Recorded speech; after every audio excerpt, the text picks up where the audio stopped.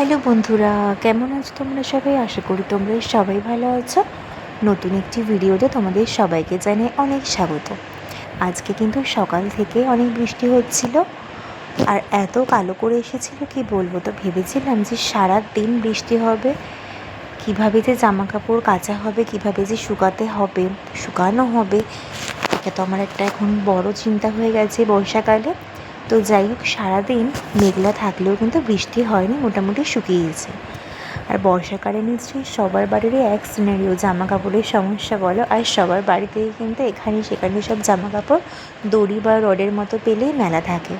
আর বাচ্চার ঘর থাকলে তো কথাই নেই। আমার বেশ অনেক দিন ধরে একটু শখ হয়েছে ইনডোর প্ল্যান্টের।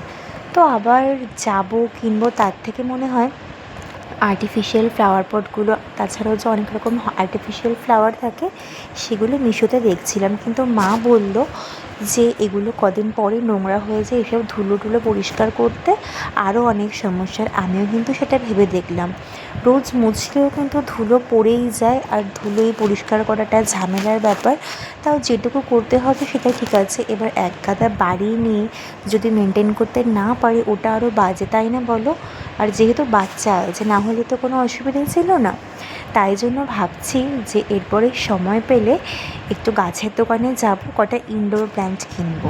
বেশ ভালো লাগে। মানি প্ল্যান্ট তো কিনেছিলাম, কিন্তু এখন মনে হচ্ছে যে কালারিং যে লিফগুলো থাকে সেরকম ইনডোর প্ল্যান্টগুলো কেনার ইচ্ছা আছে। জানি না কতদূর কী করতে পারবো।